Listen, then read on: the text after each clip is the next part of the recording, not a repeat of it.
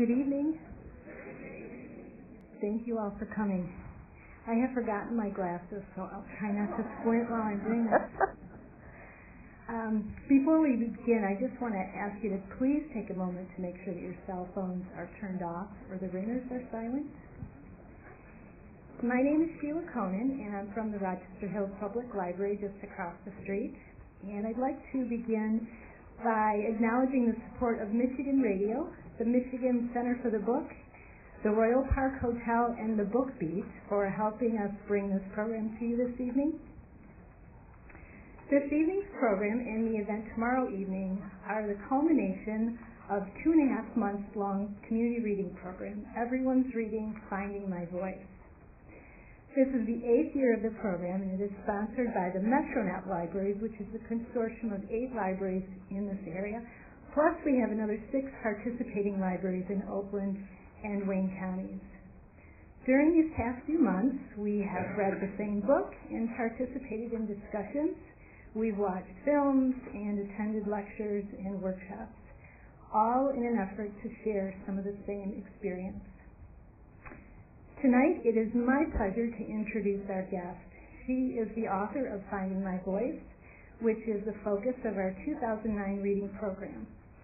She has been the host of her NPR radio show on WAMU in Washington, D.C. since 1979, and has hosted a variety of dignitaries and personalities covering a wide range of topics. Washington Magazine named her Washingtonian of the Year in 1998 and one of Washington's 100 most powerful women. We are honored to have her with us here this evening. Please welcome Diane Rehm. I like this.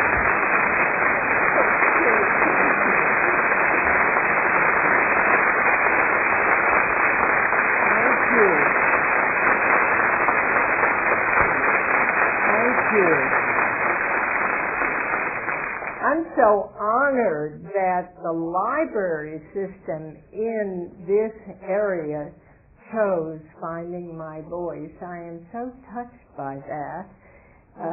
The book was published in 1998, which is now 11 years ago, so I am particularly moved that this book should have been your choice.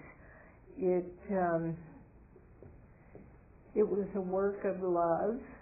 It was a work of, people asked me whether it was something that allowed me to get everything out.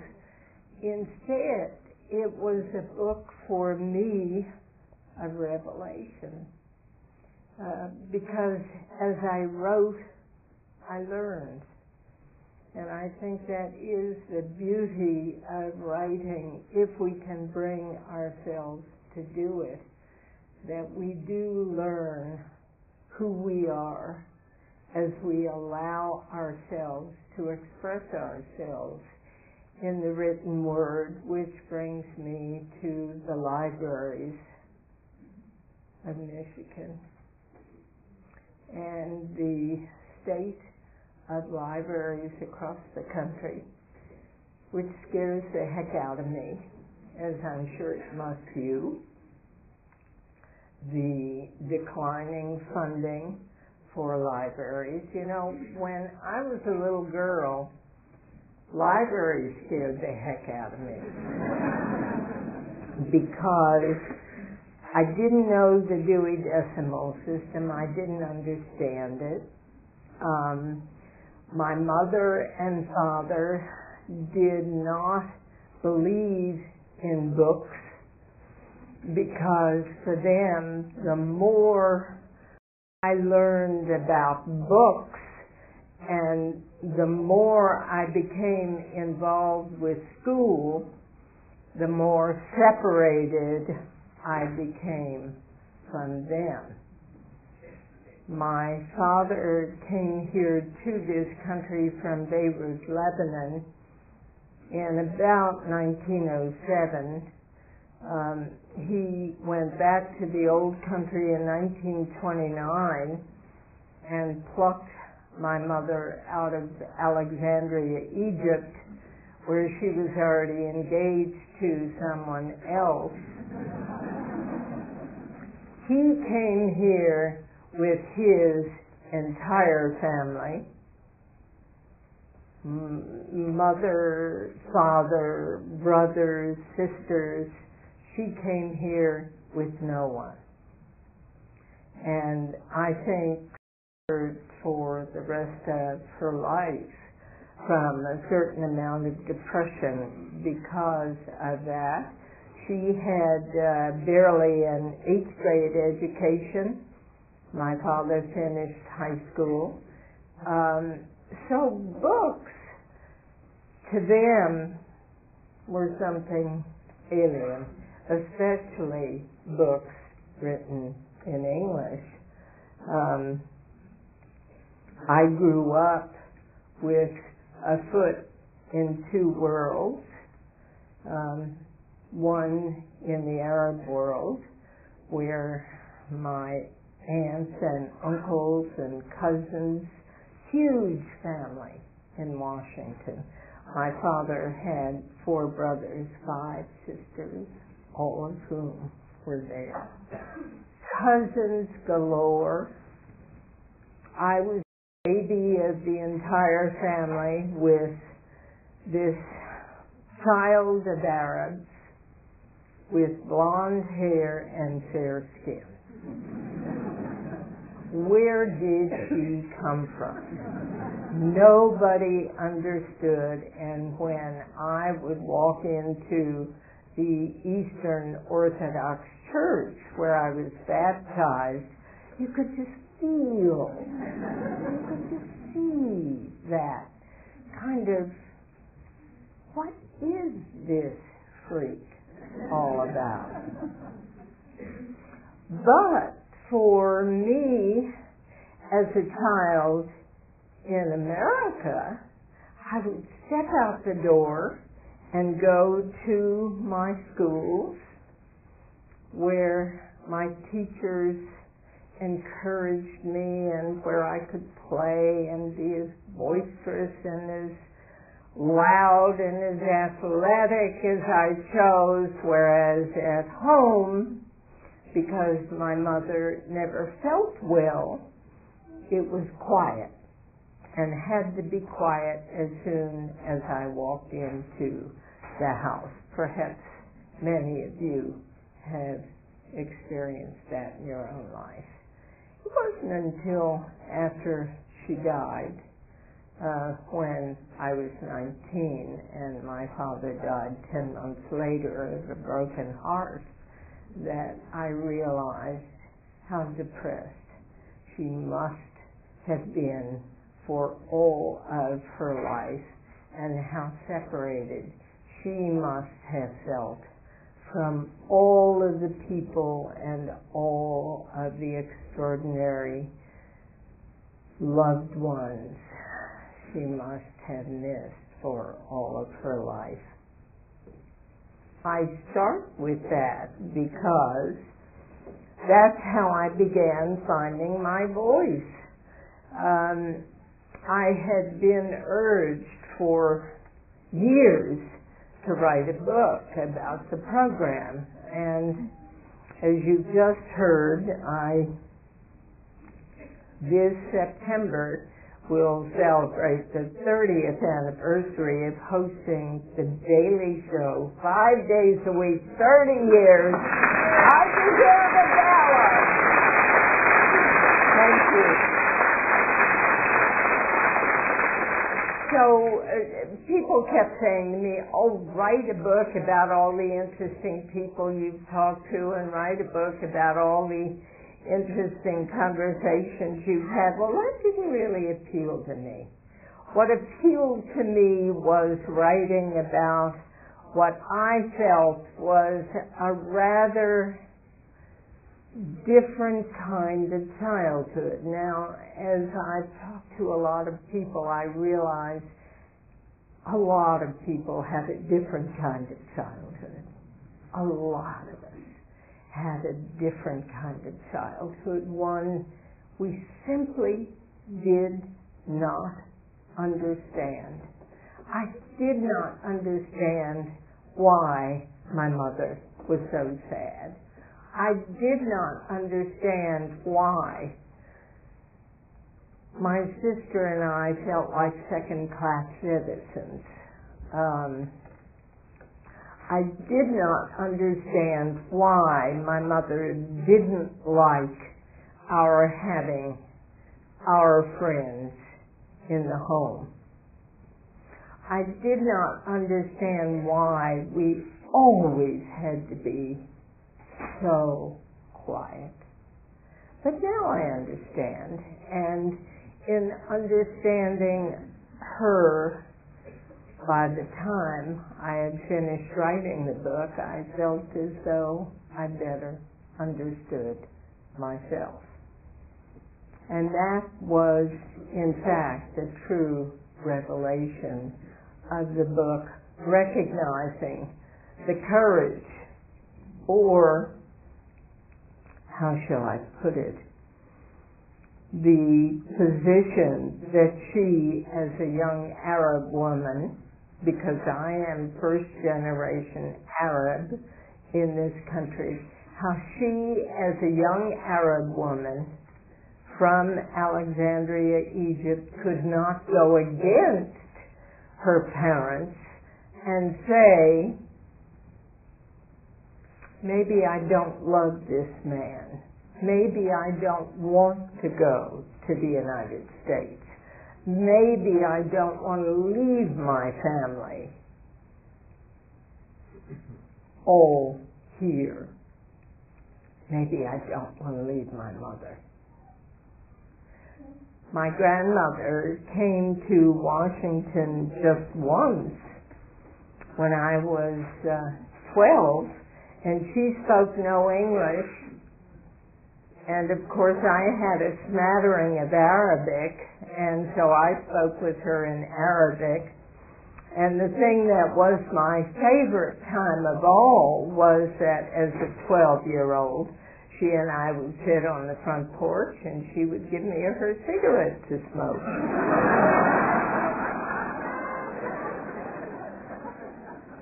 She had the most gorgeous black silky hair, and I would touch her hair, something my mother never allowed me to do. So those memories came to me as a result of writing that book. That book came out in 1998, and it came out in the fall, and the program also went national just a couple of years earlier. From 1979 until 1995, the show was a local program. And the show, I kept saying to my boss, I think this should be a national program. There are no other shows like it out there. We bring in the finest guests every single day. We have great conversations. And he kept patting me on the head and saying, okay, Diane, someday. Finally, he got so tired of my nagging that he said, okay, Diane, you raise the money and I'll take it national. And I said, how much are we talking about? And he said, well, you've got to put it out there free of charge for at least 2 years, and it will cost $125,000 per year, so you've got to raise $250,000. So I said, I'll do it.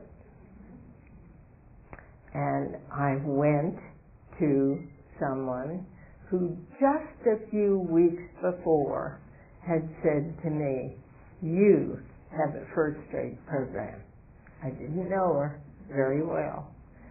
But I took her out to lunch, and I said, June, I want to take my program national. And she said, what can I do for you? And I said, whatever you can. She gave me the first $5,000, and within 4 months, I had raised $250,000. It's that beginning. It's that beginning. It's that persistence. It's that perseverance. It's that belief in the product that you have, whatever it is, that's going to make the difference. If you don't believe, nobody else is going to believe. But I believed in this program and have believed in it for a long time. We just got numbers last week from NPR from fall of 2007 to fall of 2008, which of course was the election cycle. My program grew by 28%. 500,000 people came to the program, more than any other program at NPR.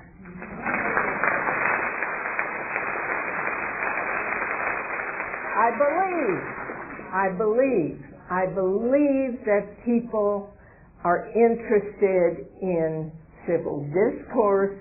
I believe they are interested in hearing about the important issues of the day without the screaming and yelling and hollering.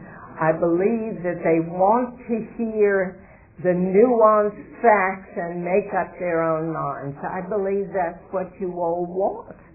And that's what I have continued to believe in.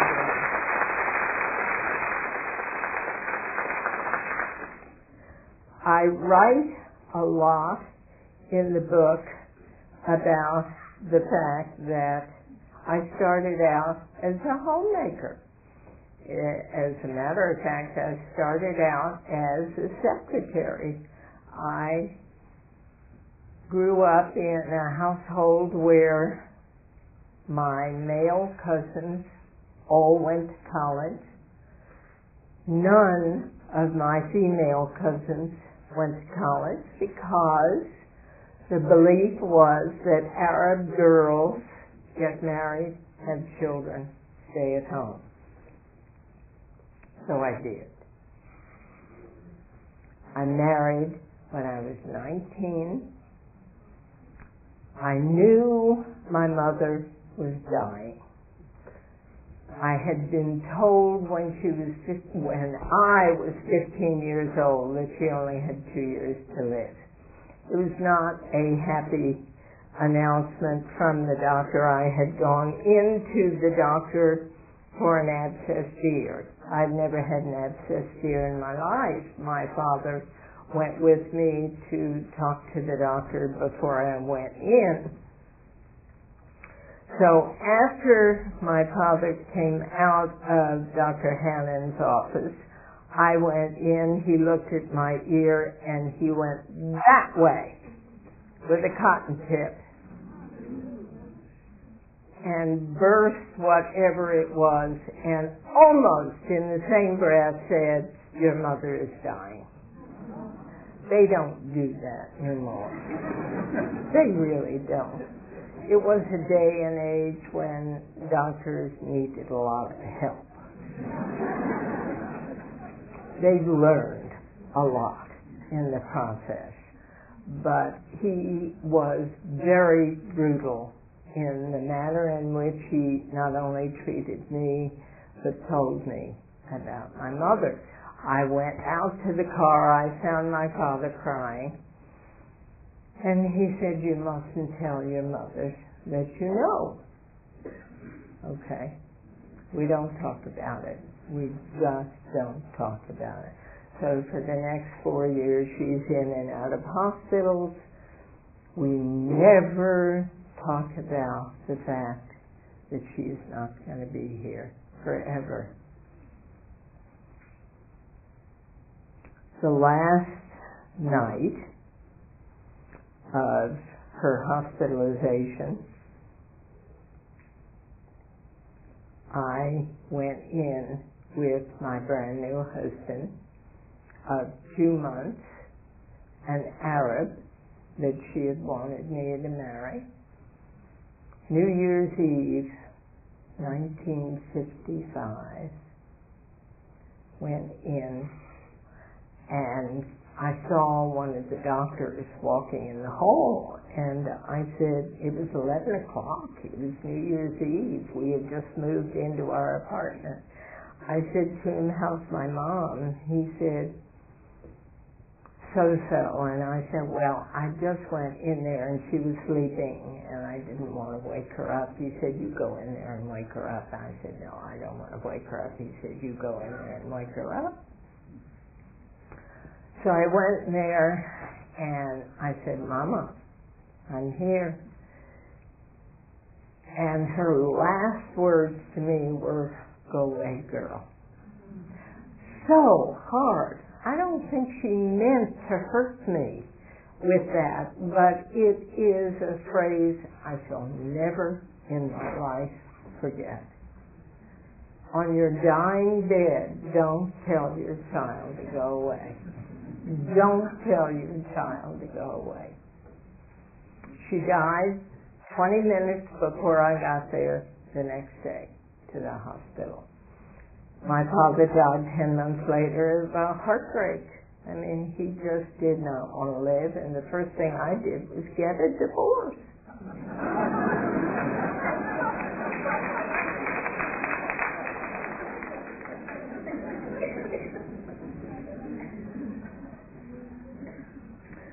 So, I go to the Department of State as the secretary.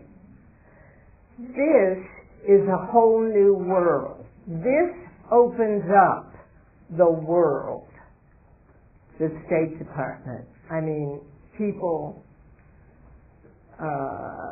know things about the world that I have only imagined and begin to know.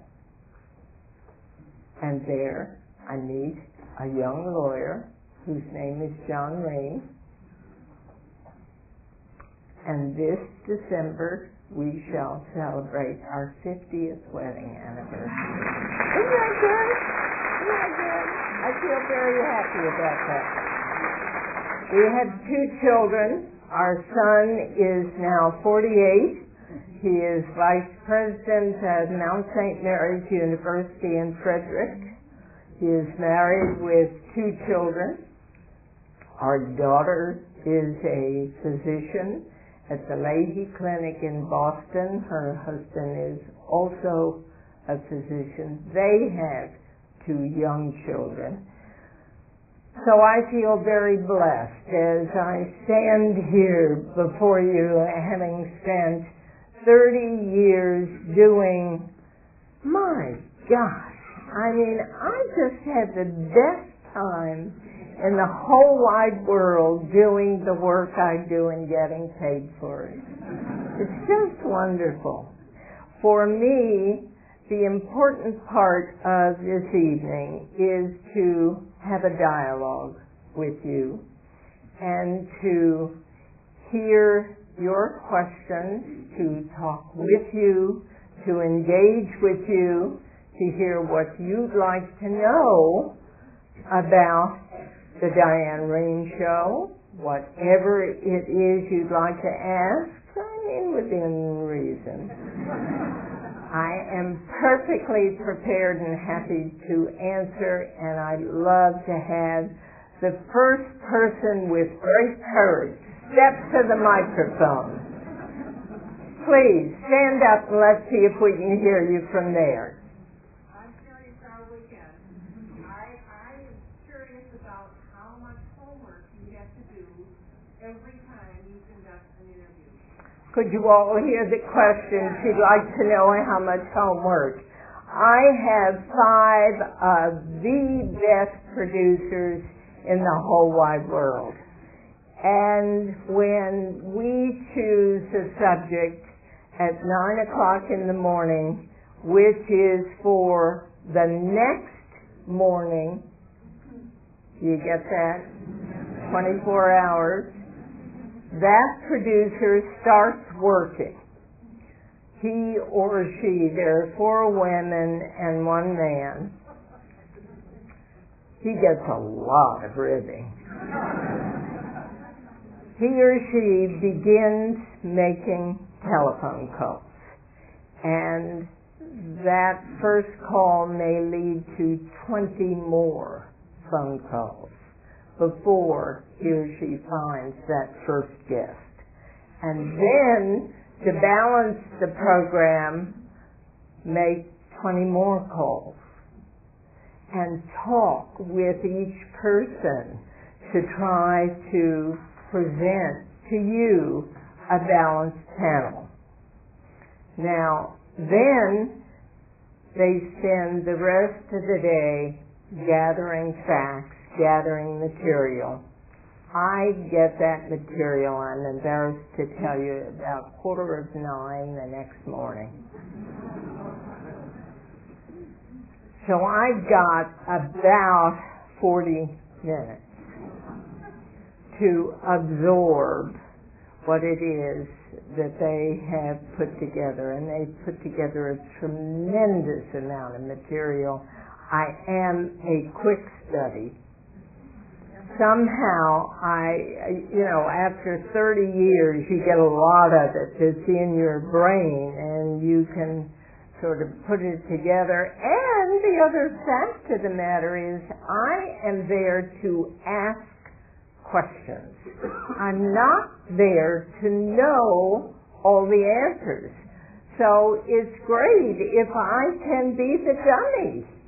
I can just say, I don't get it. I don't understand why these swaps are working. I don't understand how the Fed let this happen. I don't understand why Alan Greenspan was such a stupido. I really don't. I don't understand it. He is a very bright man. I love him. I love his wife. But I don't understand how this happened. I think it is the worst calamity that could have happened to our economy while all of these seemingly brilliant people were out there watching. It makes no sense to me. And I will ask those kinds of questions on the air. And it's very important to me to feel free to do that. And the feedback I get from all of you is that those are the same questions that you want asked as well. I hope that answers your question. Yes, sir. Yes, every morning you tell us that Dory Addison answers the telephone. Yes. She can only answer one at once.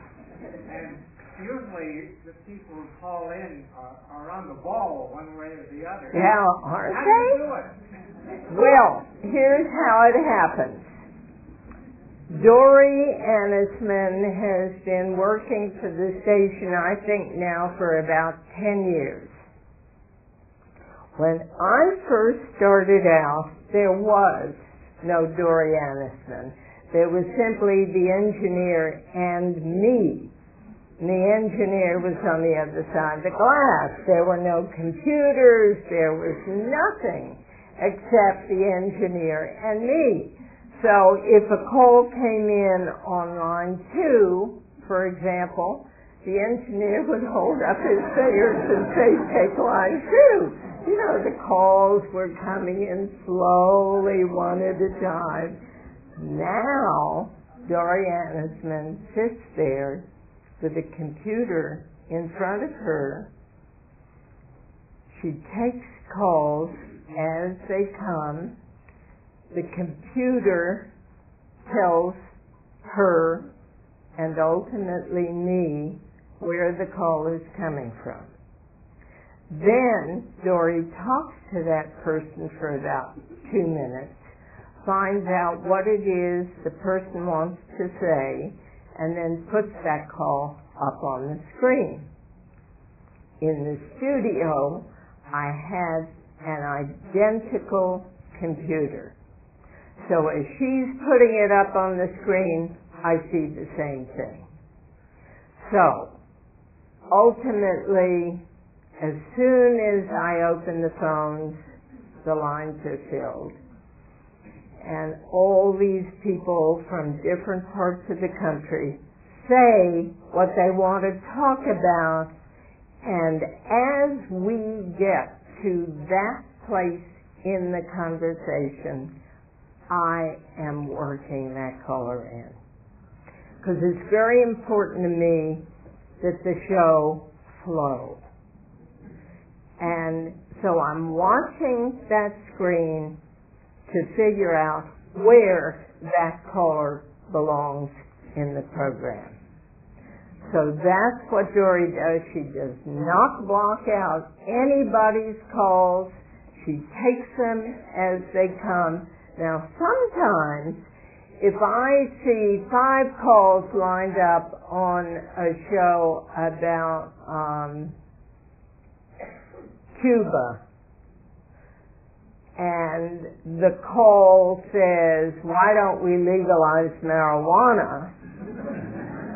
I will type into the computer, Dory, take that jerk off the air. You know, the show is not just about the callers. The show is about you. The show is about you as the listener. Less than 1 to 2% of people who are listening to the program will call the program. Therefore, it's very important to me to think about all the people who are out there listening, and I want the show to be relevant for all of you. And at the same time, good question, emails. At the same time, a producer is sitting with Dory, and emails and tweets and messages from Facebook are all coming in at the same time. And during the breaks, that producer brings in all those messages, and I'm going through them like this, trying to, grasp what it is they're saying, and at the same time, again, trying to work them in where they are relevant. Yes, please. Please stand so people can hear you. Well, I've spent 30 years in commercial radio. Okay. Different animal. So that's what I wanted to ask you. I adore you, and I found you about 5 years ago and totally addicted. And every time my husband was in commercial radio too, he'd get in, you'd be on the radio, and he was like, this isn't doing us any good, you see. This is, we're supporting NPR. But why do you think a show like yours can't grab hold in commercial radio? Oh, I wouldn't want it to grab hold in commercial radio.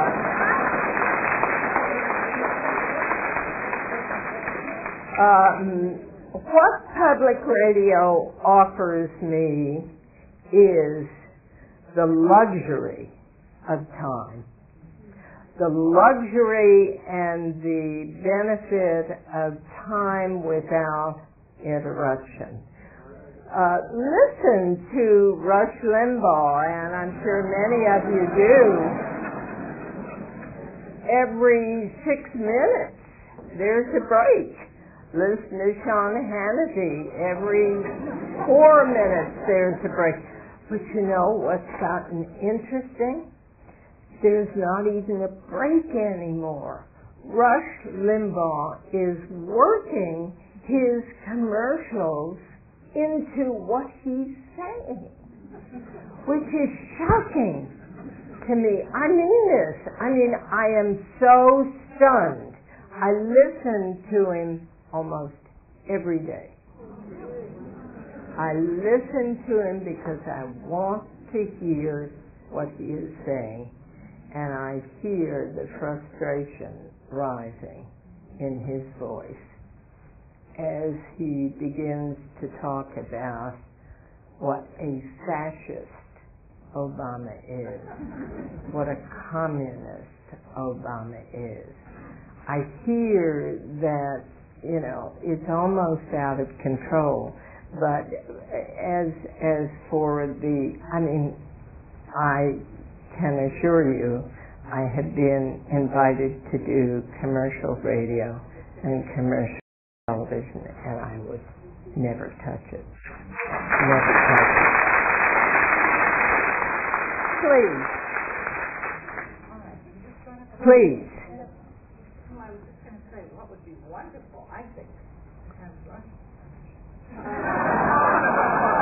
She said what would be wonderful would be to have Rush on my show. It's interesting. I once debated Rush on a television network. It was a financial television network years and years ago, and Rush, when he is in a debate format, is not very strong. Rush, when he is, doing his own thing, is powerful and booming, but he's got nobody arguing against him. And when he does, he sort of splutters and sputters and all the rest of it. So I don't care to invite Rush on the program. Please.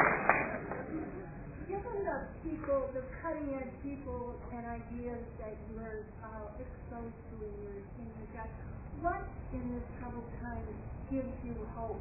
What trends and ideas do you see that can give us some hope? The question is, what in this troubled economy, this troubled world gives me hope? I'll give you one word, and that's Obama.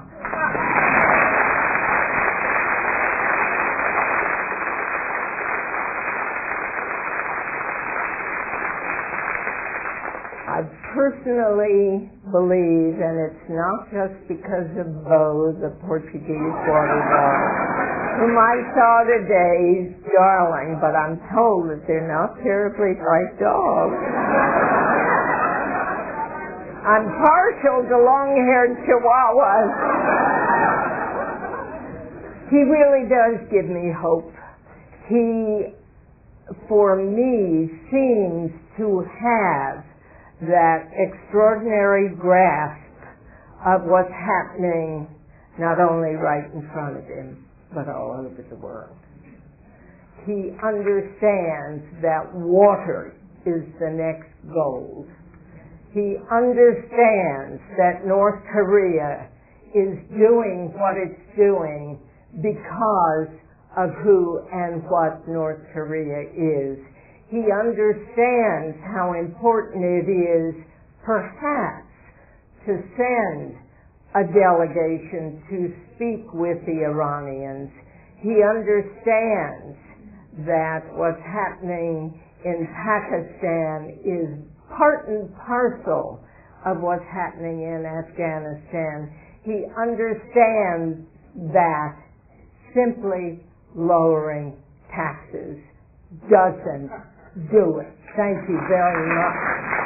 I'm telling you, he really, for me, I have great hope for the next 4 and I hope 8 years, because I think that that's what it takes, a president to pull it together.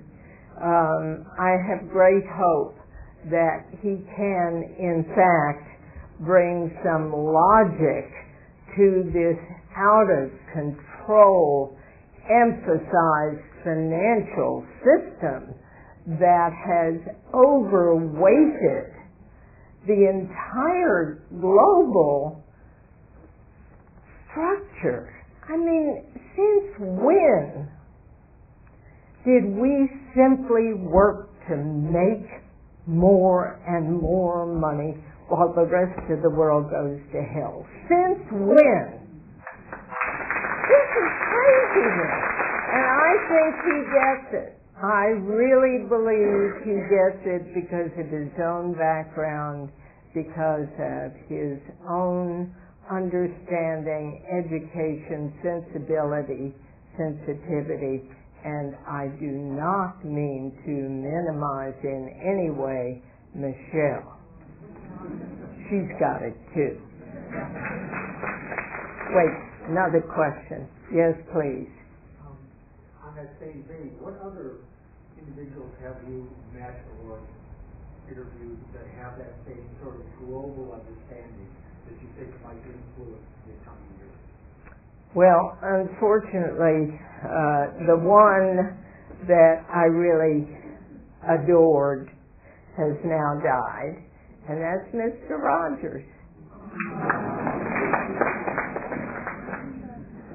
When my kids were growing up, I was at home. I was at home for about 14 years as they were little, going to school. I was doing the housework and the laundry, and that was the only thing my husband said when I began volunteering and began working. And he'd say, "Gee, who's going to iron my shirt?" I would save my ironing until the end of the day, and about 4 o'clock, 4:30, and put the kids right down in and had the ironing board set up in my sewing room and watch Mr. Rogers with them. Now, a few years ago, he was in his studio in Pittsburgh playing the piano and talking with me on an ISDN line. And he was doing all of his wonderful voices, all the rest. And he'd go from one imitation to the other. And I finally said to him, "Mr. Rogers, what do you do? Do you ever get sad?"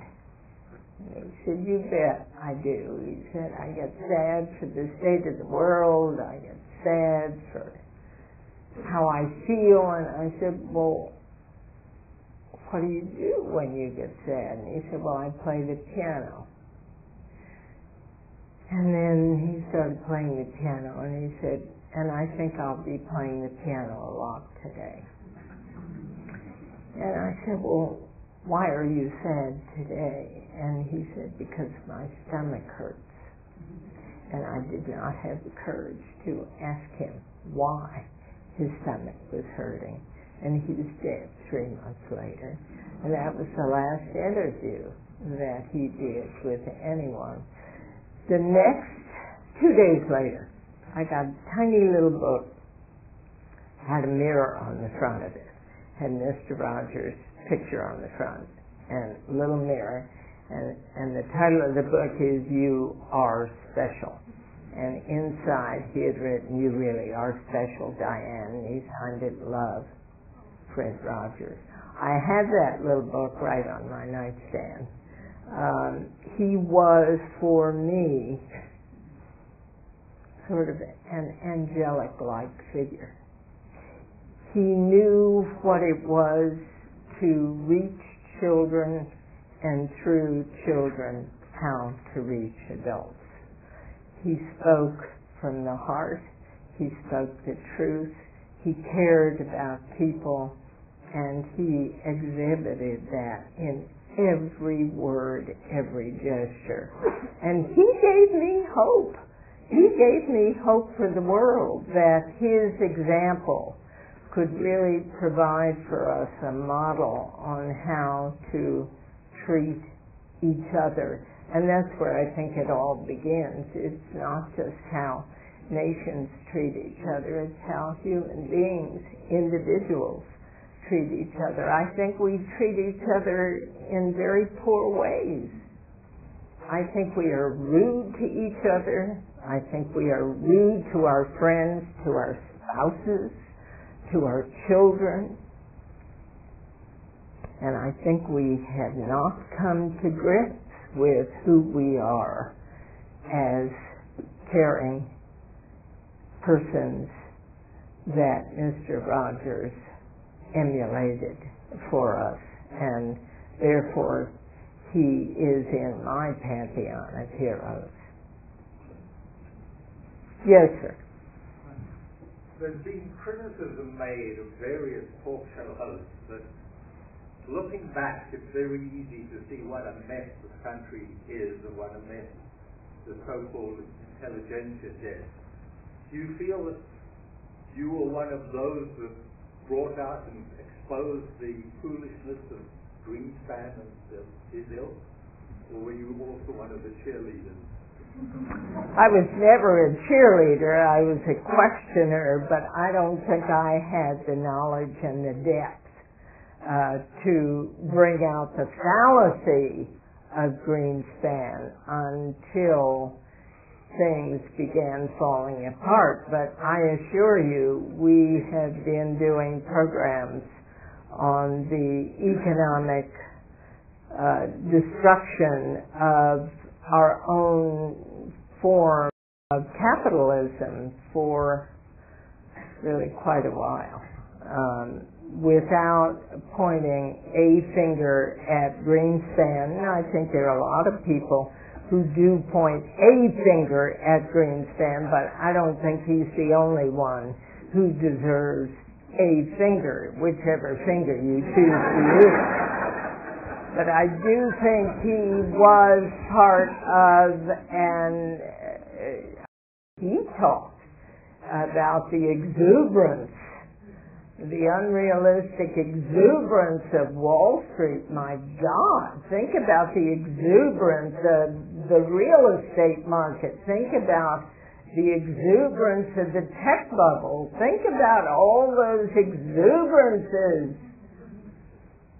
And none of us was smart enough to say, hold on a minute, until after the fall. And but I do believe we may have a man in the White House who does get it, and who, through various pieces that he's attempting to put together, I don't know this, because I'm not smart enough to know it, but I think he may be able, by putting all these pieces together, to help us get through this in a way. I think capitalism is changing, and is bound to change, and needs to change to reflect a more equitable division of what this country has and should have. There is no way we can continue to live with 40 million people without any health insurance at all. No way. I realize there are a number of you who are not applauding when I say things like that, because I think there continues to be resistance to the idea that the free market is perfect. The free market ain't perfect. The free market is not only flawed, but we have seen where the free market cheats like hell. Cheats. Just cheats. And the Bernie Madoffs, you know, there are more than one. More than one. Yes, please. Way back there. Go ahead. Do you feel as though, you live through a generation where you stay home with your children, that's very uncommon now in my generation. Do you feel like that's a gain or a loss? And would you have done it differently if you had looking back? You know, how to say would I have done it differently? I had no college education. I had nothing but this wonderful husband whom I adored, and these darling kids. And I didn't want for anything else until later. And because I wasn't educated to want anything else until later, I didn't know any better. For me, staying at home, learning to sew, learning to cook, learning to play the piano, learning to do all those things which I had always wanted to do, but never had an opportunity to do. It was just glorious. When the time came, however, when David was about 13 and a half, 14, and Jenny was about 11, and Betty Friedan had written her book, The Feminine Mystique, and all of us women friends began talking about what the future might hold, that's when I started getting antsy.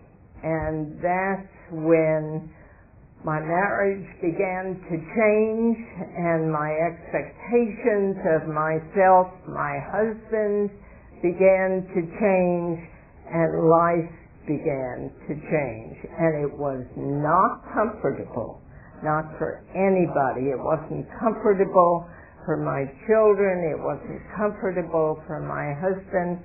And I assure you, getting up at 4 o'clock in the morning to go downtown, set up a microphone for Joe Califano, who was then Secretary of HEW, to, try to do it all was not comfortable.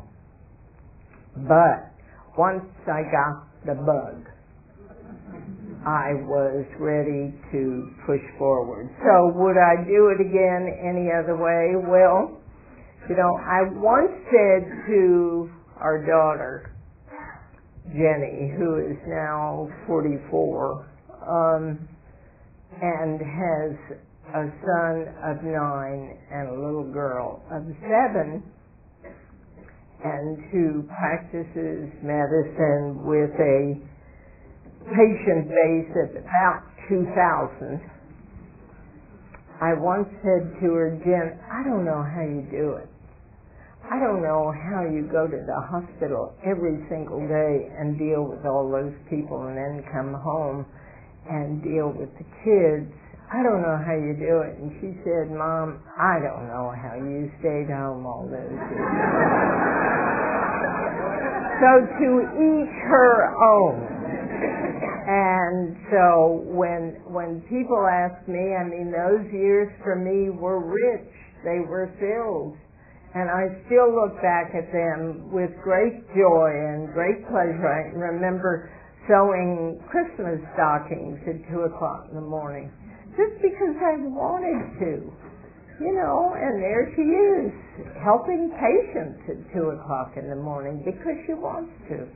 So each person has to find his or her own way. Yes, please. Yes. No, excuse me. She's had her hand up for a while. Go ahead. And who decides your date? Like, who will be on the talk show the next day, or who picks the book? Do you decide? Well, as for the guests, the producers are working on that throughout the day. They're finding the guests. As for the books, we receive now about 250 books a week. And from those, I choose about 3. So I'm going this way. It's a very, very fast process of what appeals to me, what is in my mind, what is in the ether, what we're hearing about. Publishers from all over the country are sending us books. People are sending us books. Everybody wants a chance to bring forth his or her idea to an audience of, 2.25, 2.5 million. I don't blame them. But I can't have everybody on. So I just choose a few. Yes, please. Now. How would you begin writing your memoir? You said a little bit, you gave us some idea, but do you have any other ideas of how to begin writing memoirs?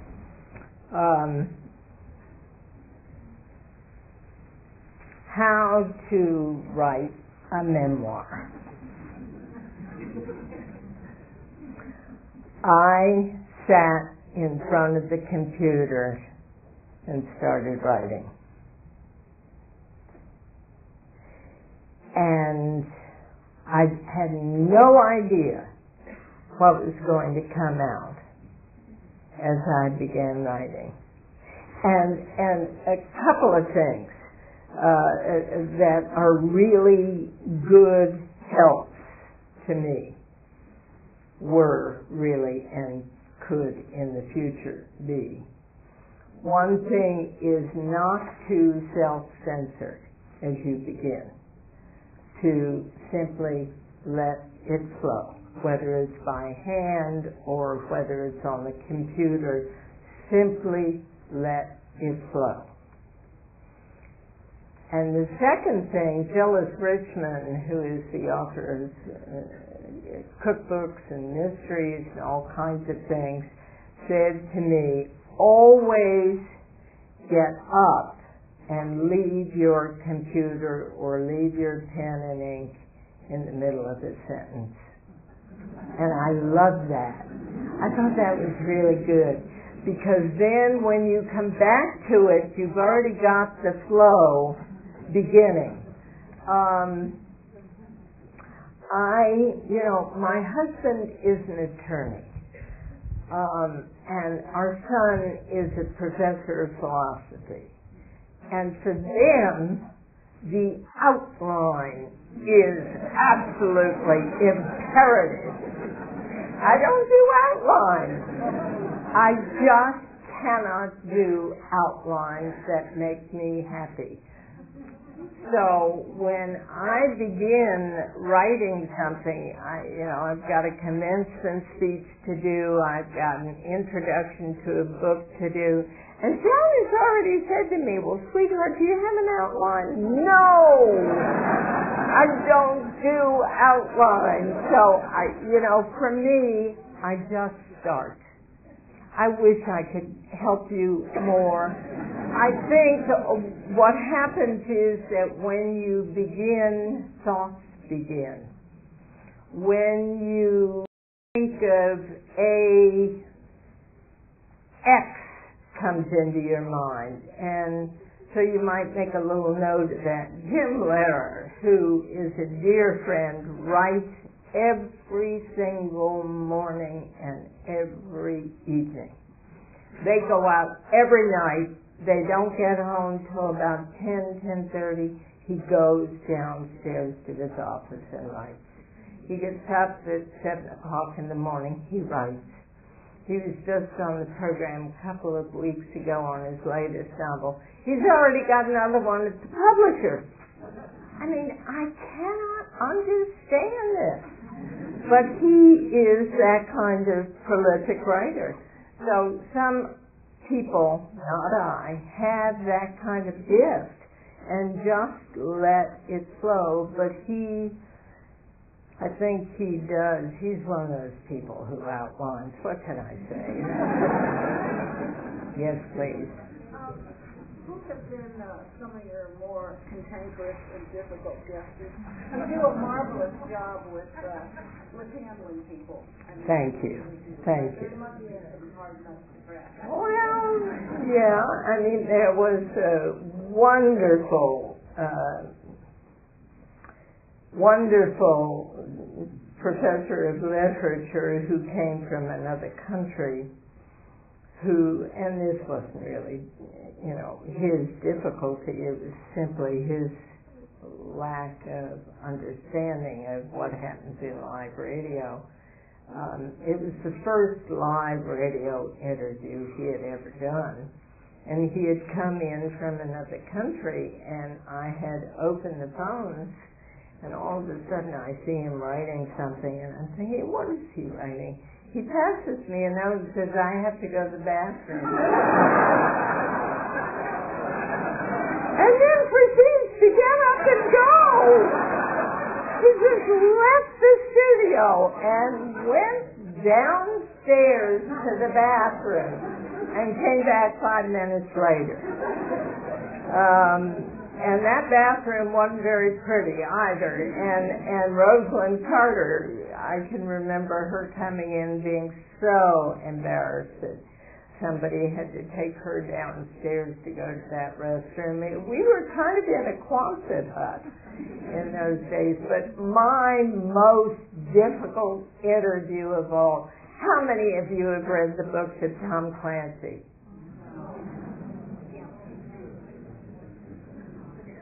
He's a pistol. Okay, so this is years ago.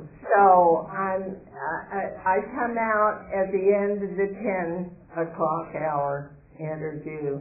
He's going to be on in the 11 o'clock hour interview. So I came out to greet him. He's got his aviator glasses on. You know what he looks like. And I put out my hand and say, "How do you do, Mr. Clancy? I'm Diane Rehm." He neither looks at me nor puts his hand out to shake mine. So I figure, well, maybe. We go into the studio, and I figure he's going to take his glasses off, right? They're dark glasses. Instead, what does this guy do? He puts his elbow up on the table and puts his hand over his eyes this way. He's not even looking at me, and he's still got his dark glasses on. So I figured, this is going to be interesting. I had read his entire book. So I give him a first really good question about the book. And he, not even bothering to look up, says, "Yep."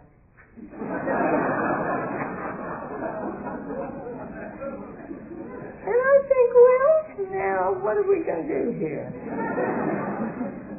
So I'm looking at the clock, and I wind up with another, what I think is a relevant question for him, and he says, "Nope." So now I'm really looking at the clock, and I'm thinking I have two choices. I can either say to him, "Mr. Clancy, it's clear you'd rather not be here, and so why don't we just call it a day?" Or maybe he just doesn't like me, and maybe he'd rather talk to listeners. Maybe he doesn't like women. How do I know? Thank goodness I decide on the second option. So I open the phones. First call from the man who says, "Mr. Clancy, I love your books, but you sure are being arrogant with our Diane."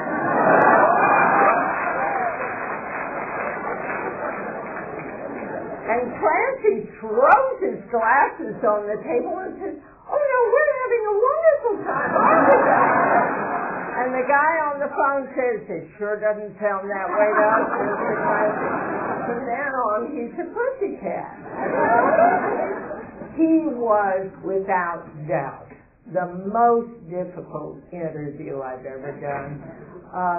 The guy who did The Odd Couple, who just died, Tony Randall, he was on the program, and he was going to be out at Wolf Trap. So he came in to do an interview, and he was sort of the first big star that we had in the studio. So everybody, all the techs, all the producers, everybody went into the control room to watch this interview. And, as I said with many people, if there are any areas that you'd like to cover and I have not, you feel free to do that. And he shot back, how about the size of my...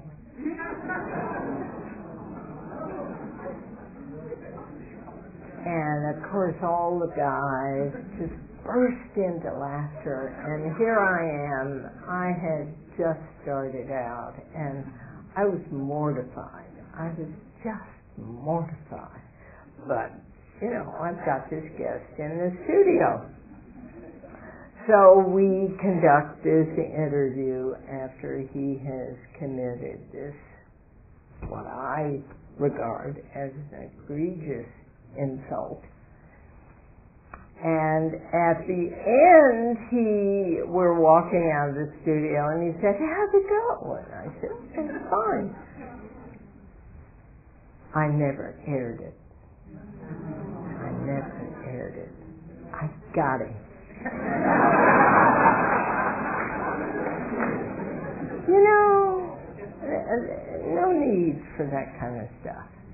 No need. And how you deal with it depends on where you are that moment. And I had the good sense not to scream what I felt at him, but rather get back at him in a very different way. Other questions? Way in the back. Go ahead. I have a question, but first I want to say we TiVo Mr. Rogers' Neighborhood and watch it every night for the exact reason you enumerated. My question is, when did you first get a sense of your incredible innate talent gift for interviewing? When did it first come to you that you had this ability? It still hasn't. No, I mean that. I think what I have is a natural inquisitiveness, and I attribute part of it to the fact that my mother and father did not allow questions. You did not ask a question, you did not raise an issue that might seem to be a challenge, you did not differ. I think it comes out of years as just sort of basic need to know, and it's still there, and I think it always will be. Thank you for saying that. Yes, please, go right ahead. You mentioned that Mr. Rogers was part of your personal pantheon. With all the people you know and interviewed during the years, who else is on that list?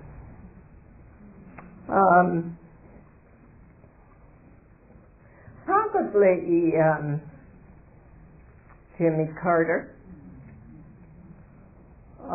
for his honesty, for his lack of guile with me. There was a moment in the studio, you know, I don't know whether to be proud or embarrassed at this, but he had written his autobiography, and in it he talked about the fact that he never told Rosalind he was going to run for office. Never told her. He just decided. So he's sitting there in the studio with me, and when he said that, I don't know where I got the gumption to say this. I said to a former president of the United States, "Mr. President, did you and Mrs. Carter ever consider divorce?"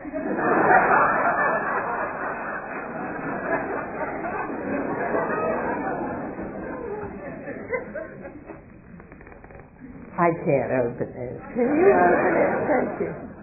And he looked at me, and I swear there was 10 seconds of dead air. 10 seconds of dead air. And finally he said, "Yes, Diane, we did." And then I said, "And then what did you do?" And there's another 10 seconds of dead air.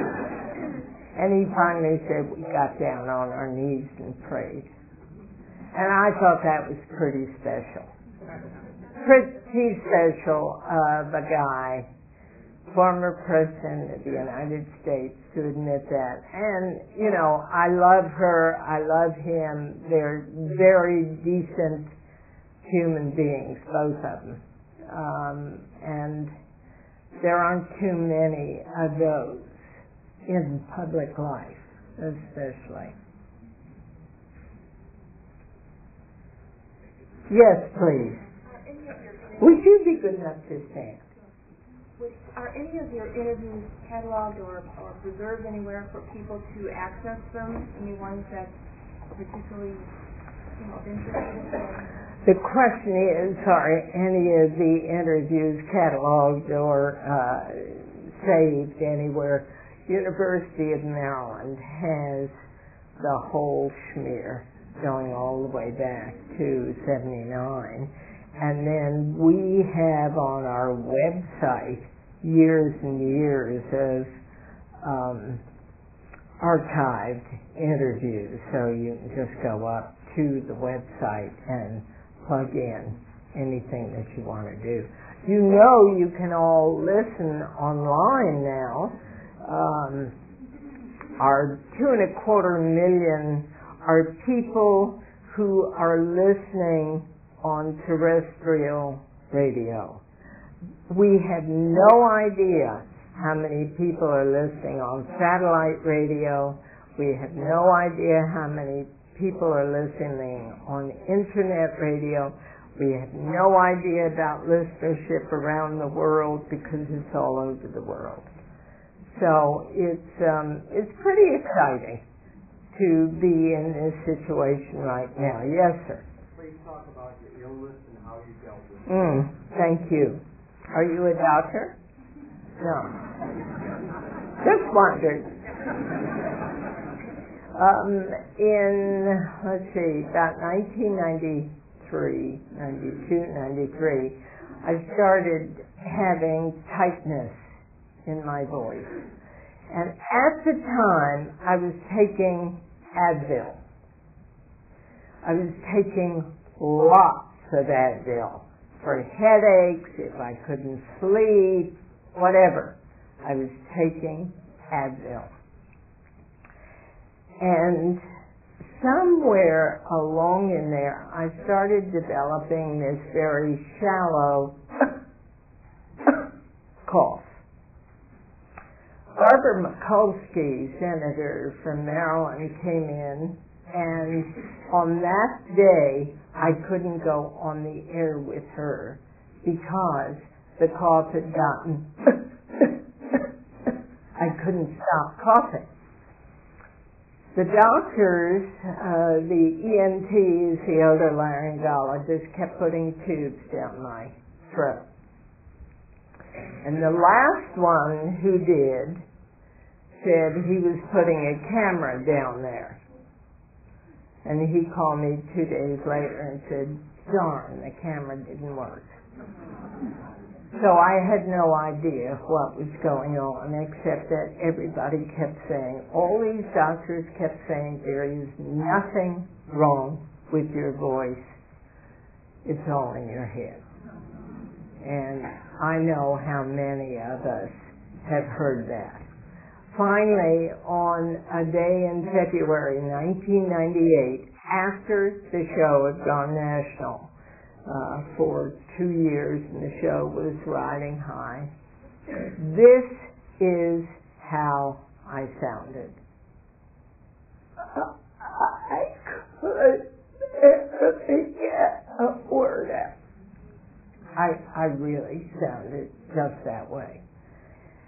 And by this time, program directors around the country had started calling my boss and saying, what in God's name is going on with her? People are calling and complaining and saying, what's with her voice? And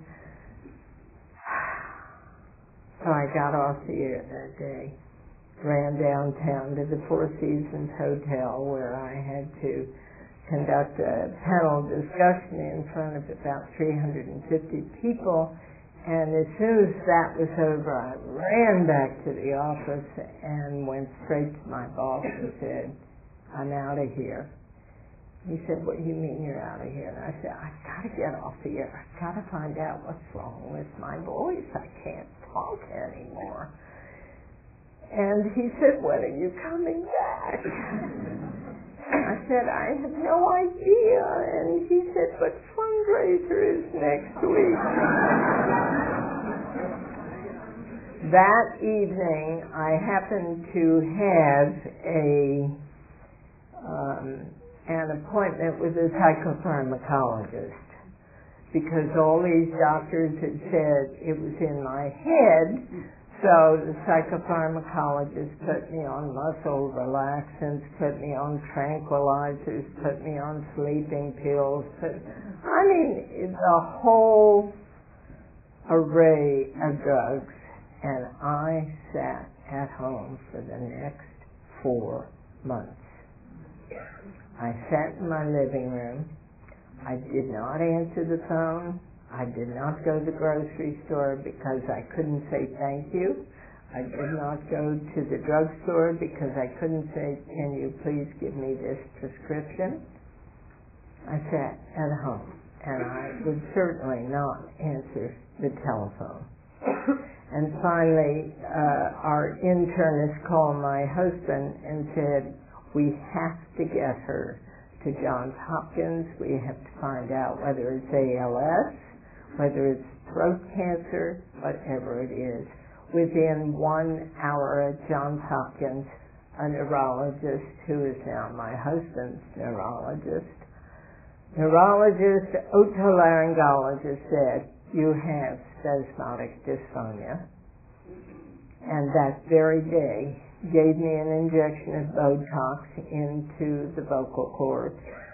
What happens with spasmodic dysphonia is that the basal ganglia sends an incorrect message to the vocal cords telling them to clamp down inappropriately. So you get the what the Botox does is to, once injected, and first I'm given a painkiller, which hurts as much as the Botox.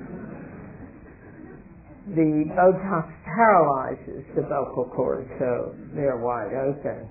And then slowly they come back together again, begin to vibrate, and then my voice is normal again. That first time I had it, what happens is, because the vocal cords are wide open, all you can do is whisper. So my husband would have to put his ear up against my mouth so he could hear me. He said it was the most intimate time of our marriage. Now I can get back on the air in 2 or 3 days. And the dosage of the Botox has gone down. I am now receiving 0.175 mouth units of Botox once every 4 months. Now, there's only one tiny problem. My doctor for the past 11 years at Johns Hopkins is moving to take the position of head of otolaryngology at Oregon Health Sciences University. So once each 4 months, I'm going to fly out to Oregon. You don't mess with this stuff. It's art as much as it is science, and I'm not prepared to trust anyone else that might take me off the air for months. So, does that answer it to your satisfaction? How do you deal with it personally? With depression, massive depression. I thought my career was over just as it was taking off. I really did. I thought, well, I can't use my voice. What can I do? Maybe. And that's when I began writing the book, while I was at home. And a dear friend of mine who was at Slate magazine, slate.com, sent me an email and said, I'd like to have you publish an online diary of this week in your life. It was Mother's Day week. And I remember going to church and I couldn't sing. And I loved the hymns so much. And I couldn't sing. And writing that online diary, I mean, just sort of opened the world. People started writing to me, and then the National Spasmodic Dysphonia Association got in touch with me, and now I'm on the board of that, and people from all over the world write to me with their problems. So my vocal problems have informed other people to the point where they're doctors now who say, you have what Diane Rehm has. And thank God they now know about it, instead of saying to a patient, it's on your head. Thank you for asking. Yes, please. Your composure and your Go ahead. Your composure and your sensitivity is admirable. My question is, when your mother treated you that way, was there ever a point in your life where you had self-blame? Oh, sure. Was there ever a point in my life when I had self-blame? I thought she died because I didn't do enough. I thought if I had been a better daughter, she would have lived longer. I thought if I had not raised my arm and told her not to hit me again, maybe she would have lived longer. But I was sick and tired of being beaten. And I finally, when I was 19, before she died, she went to slap me in the face. And I said, don't you touch me again.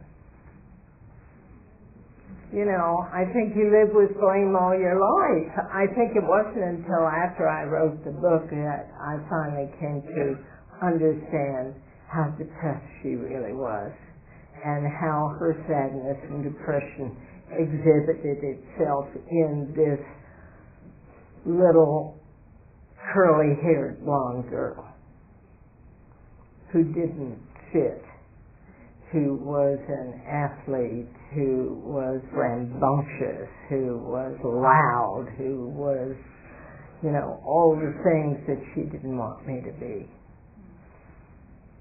So, yeah, I blame myself a lot, but I'm not going to blame myself for the rest of my life, because she could have changed her life if she had wanted to. Yes, please, in the green sweater and the white hair, like mine. Do you plan on having the new people in the financial part of Obama's new plan on your radio? You can ask them the hard questions. Oh, sure, I hope to, but you know, it's hard.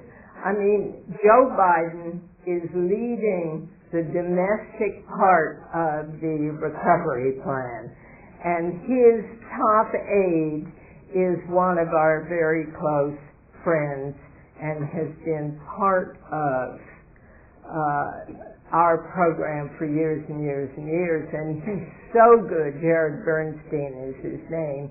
He's so good that Biden tapped him to lead this domestic recovery program. So we hope to have all of them, but to the extent they will talk is, you know, how you get them on. And it's a tight bureaucracy. We'll do the best we can. Thank you. Yes, please. Right there. Yes. the financial situation. Do you think that the practices of the credit card companies have any role to play in the financial distress of the American people? If you do, would you consider having a program regarding that particular topic? Do I think that the credit card companies have any role to play? Sure I do. I think the credit card companies, the real estate companies, the real estate mortgage companies, the S&Ls, I mean, they all have a part in it, and sure, I think at some point we'll do something on the credit card manipulation, the sending out of credit cards to 17 and 18-year-olds who cannot begin to know how to manage credit, to college kids who get $20,000, $30,000 in debt and have no idea that those interest rates are going from 4 and 5% up to 19, 20%. I mean, my goodness. But I also have to say, have the parents done what they needed to do in helping kids understand what a checkbook is, what debt is, whether it's 20 cents or $20? Have parents educated their children in financial matters? I do think that's where it begins. I think credit card companies can only take advantage of you if you're open to being taken advantage of.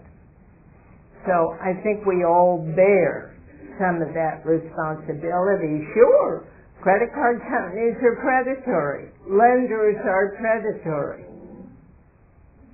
But we can say, no thank you. I have one credit card in my purse. That's all I have. So I'm ever going to use. So I keep track of exactly what I spend and where. I mean, how many kids are trained to do that when they get a credit card? So I think we all bear some of the weight of that. Yes, please.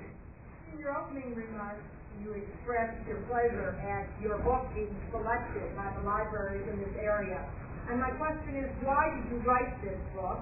Because what was your motivation to share so many intimate details of your personal life? You'd think I shouldn't have.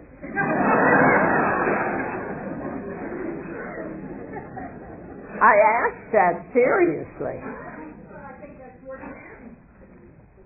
That's how I felt.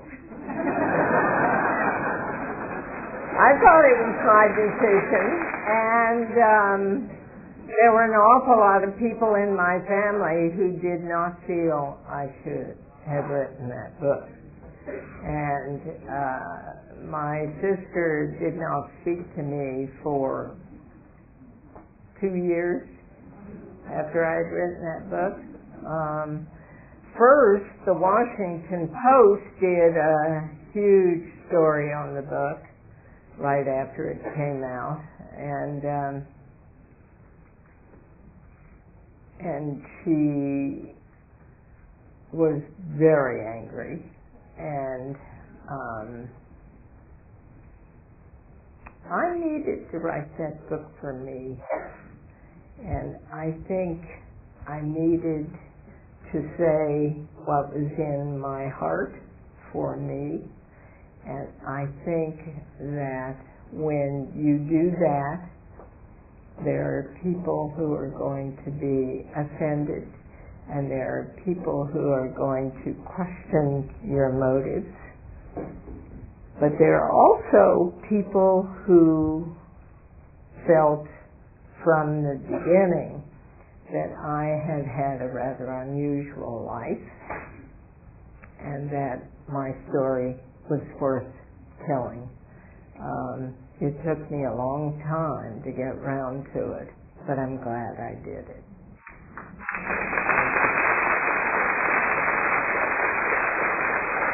Yes, please. Is there someone that you haven't interviewed that you would like to? I'd sort of like to ask George Bush how he sleeps at night. I really would. I really would. He always struck me as someone who had kind of put aside all the woes of the world, and in a sense, I mean, you can kind of admire that. But at the same time, strange man. Let me see.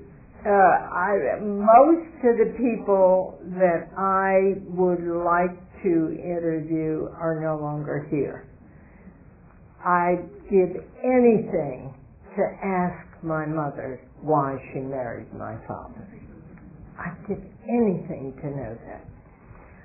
I'd give anything to understand why I'd like to understand her life, her decisions. And as she died when I was 19, you don't have the courage to ask those kinds of questions at that age. I would love to have interviewed FDR and Eleanor Roosevelt. And please don't think I'm making light here. Gosh, I mean, if Jesus Christ really did walk this earth, how I would love to sit at his feet and just hear him talk. Those are the people who stick in my mind. Yes, please. I'm having a little trouble getting up. Okay, sure.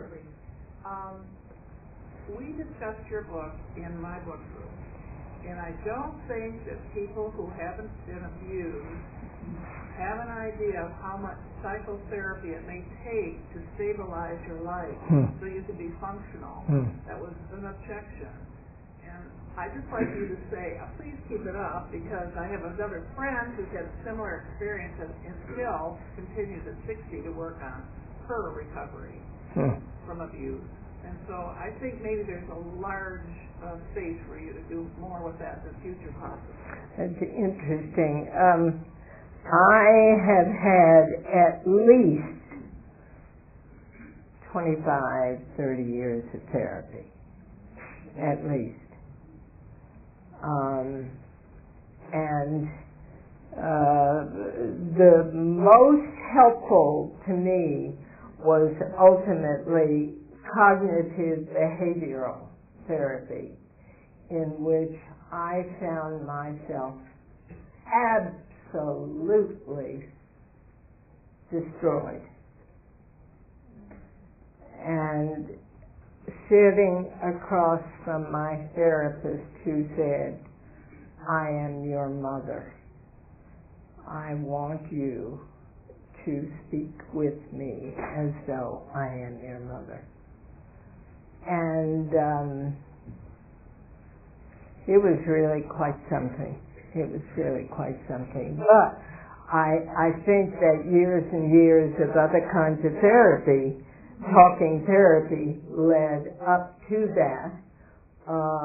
And I think so many people, I think that's another reason I wrote the book, to talk about the importance of therapy and to talk about the difficulty of marriage.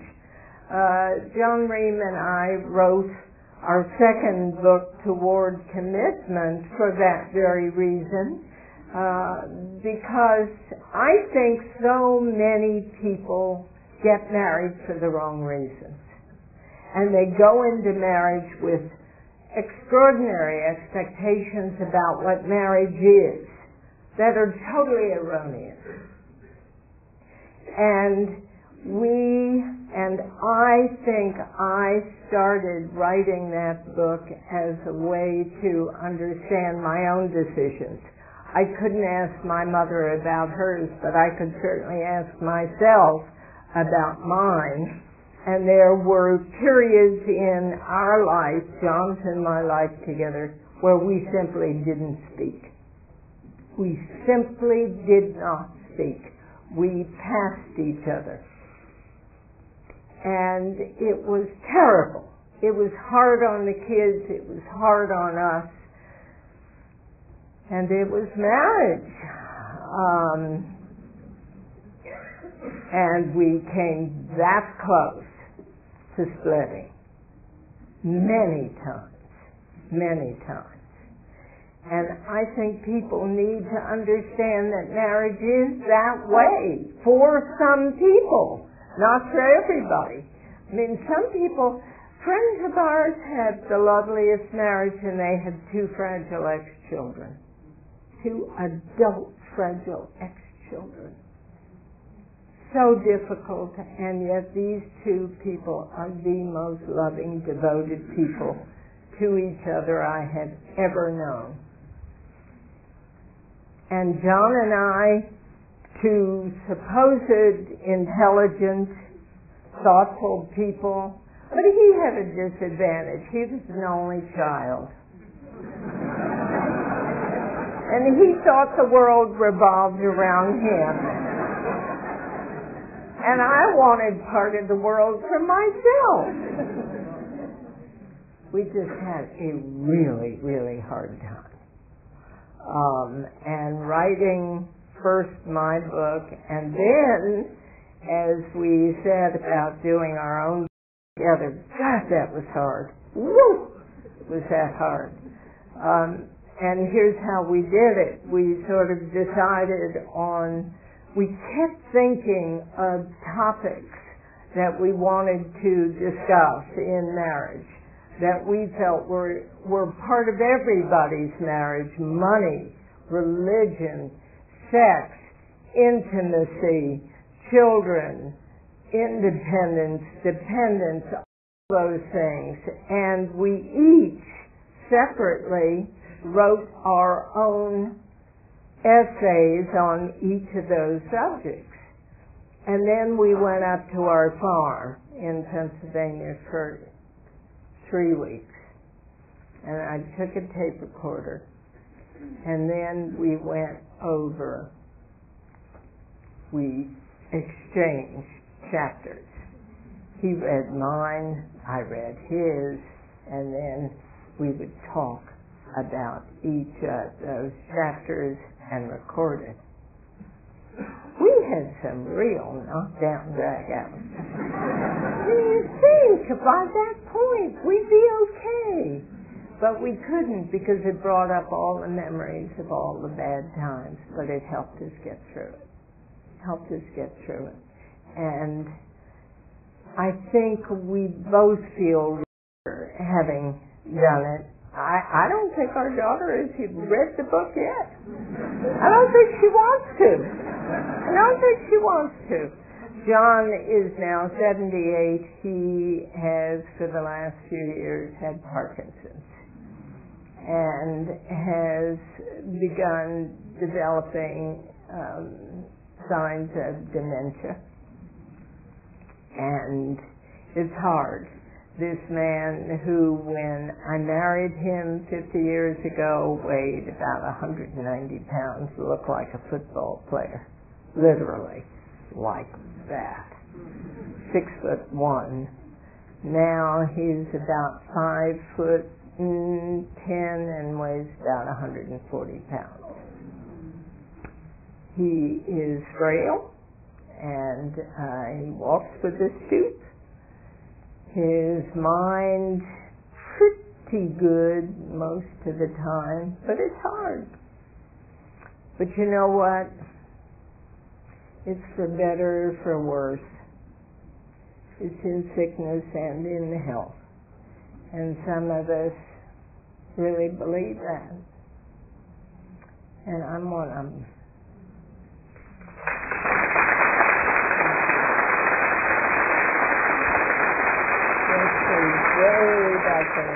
I hate to interrupt, but can we make this the last question? Sure. I'm sorry. No, of course. I'm so sorry. Absolutely. Go ahead. I too have done things, especially when I had many years of therapy. The last 2 years I have been literally finding my voice. And the proof of that is my fact that I can say this to everyone here tonight. So for you, your book meant so much to me. I could relate to your story. I just want to thank you. Thank you so much. What a lovely way to end. Thank you all so much. That's lovely. That's so kind of you. Thank you so much. My joy to be here.